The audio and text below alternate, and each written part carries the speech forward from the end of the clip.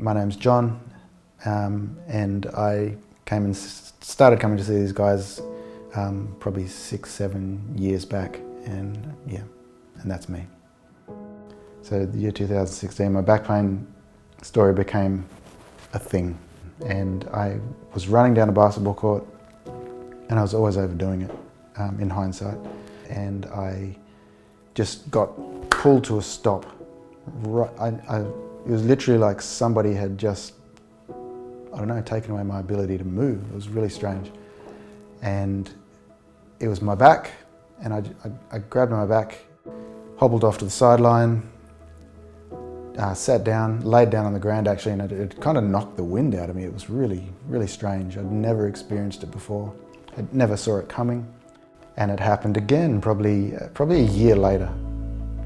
Actually, I went to my GP, and we did some scans, couldn't see anything on there. So I went away again and just carried on doing my own thing. I got to a certain age though, where, and I'd play through basketball through the pain a lot of the time, and I'd literally be sort of hobbling down the court, just favouring one side of my body. Probably a week later, I went and saw a doc, got a, what do they call it? An injection, a needle. They pumped in some kind of fluid. Steroid or? Might have been a steroid. Minor things would trigger the injury again. So I was having them literally every probably 4 days, 5 days. And I just thought, I don't know how to solve this. And I started to get despondent. It's really starting to occupy a lot of my headspace.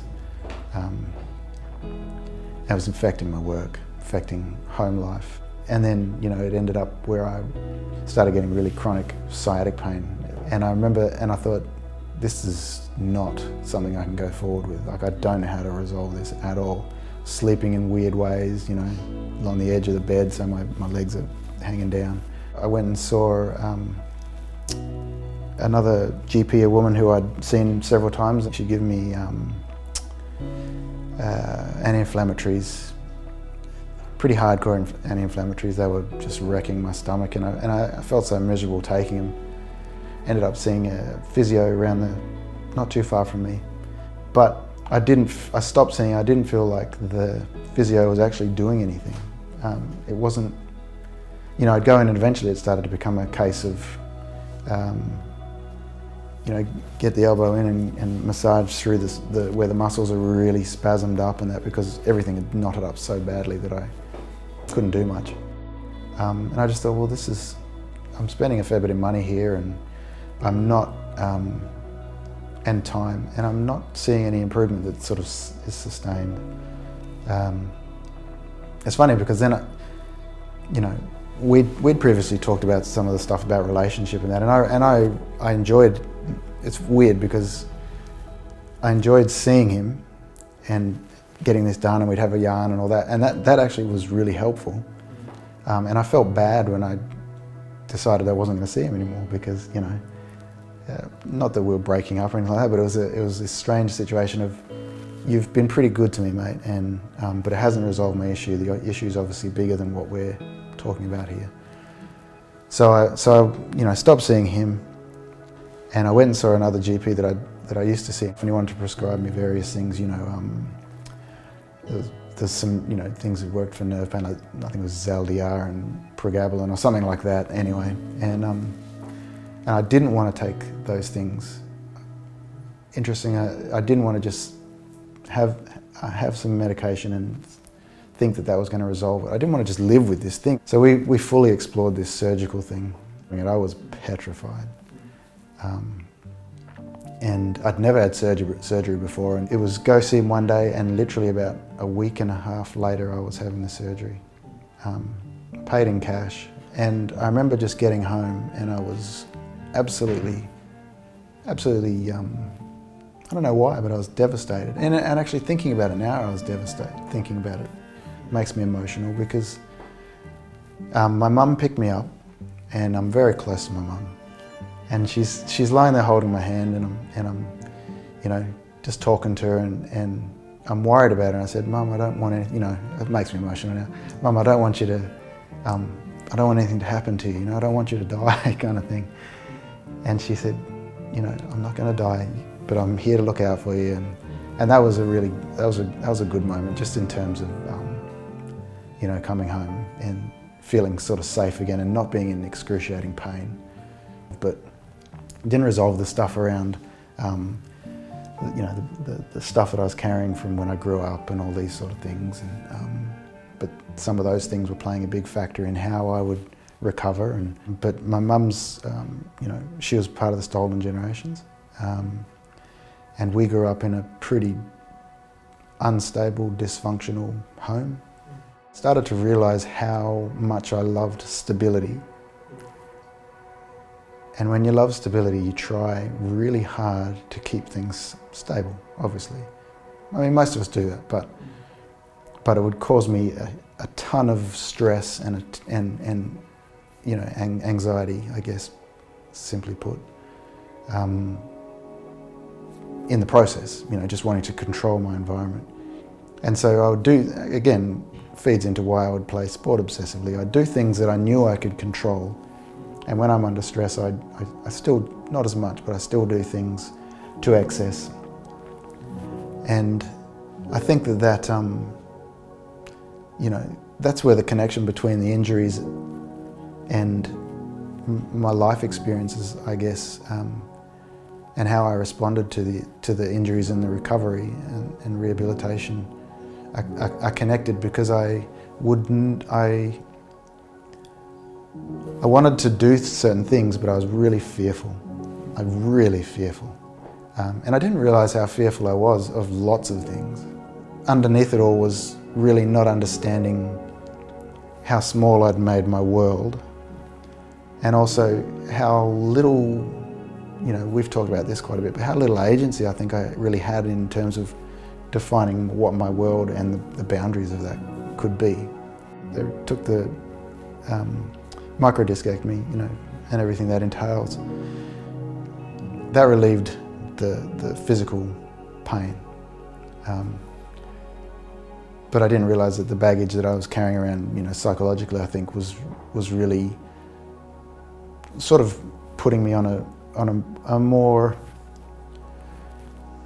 a slower, more insidious kind of downward path. And I tweaked it a little bit, and I just thought, oh my God, I freaked out.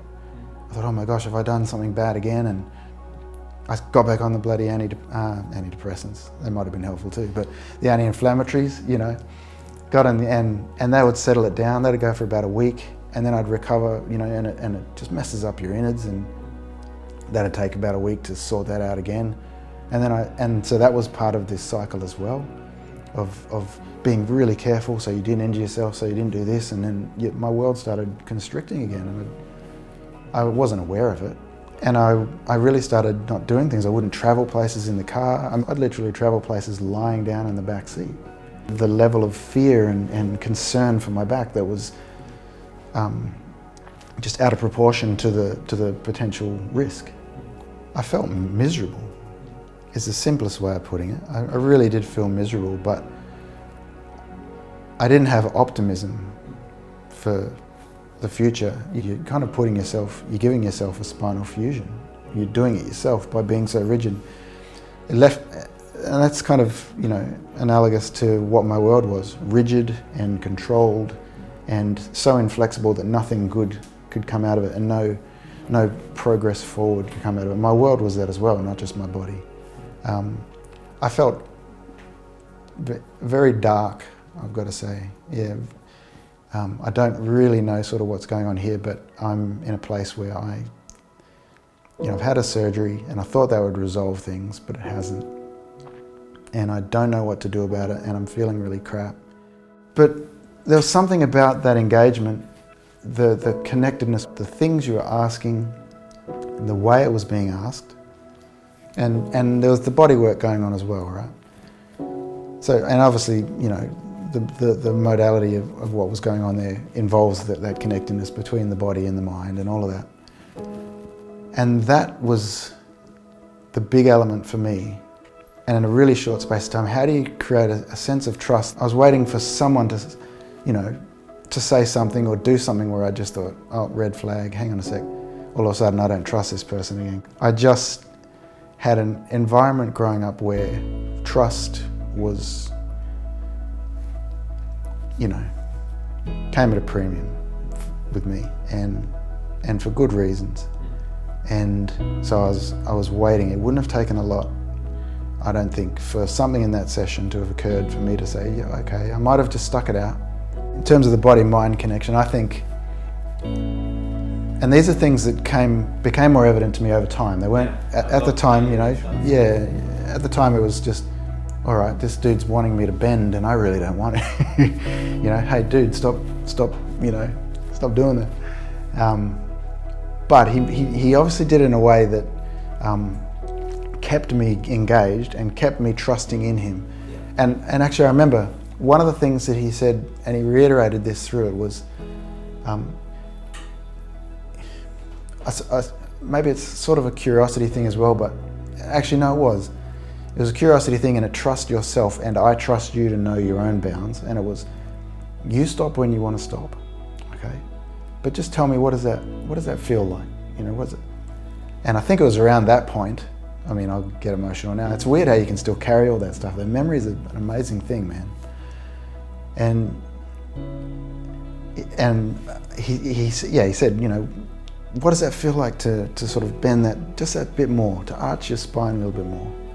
And I think I started doing it, and then I started crying. There was an awful lot of stuff caught up in me, and that taught me that the connection, I wasn't aware at all of the connection between my body and my lived experiences, and the way my mind was hanging that all together to create a bodily and you know, psychological experience. I had no idea about that. At that moment I was just blubbering away. But later on I started thinking about it, and I've thought about it over many years now. Just the easing into it and coaxing and holding where I was at psychologically allowed my body to respond. But I have a feeling there is, and I think it's not as intuitive. It's counterintuitive to what people might think, in that you solve the mind first and the body will follow. And again, I've said this in context outside of a physio thing, but the body holds a lot of the secrets to what the mind will do as well. And I think that there's something really deeply important in that, in terms of how we work with various populations and stuff like that. For me, that was, and I say this because I identify as an Aboriginal man. And I say this because of the populations I work with as well, around trauma and all those sort of things. That for me was the biggest factor, was understanding that link.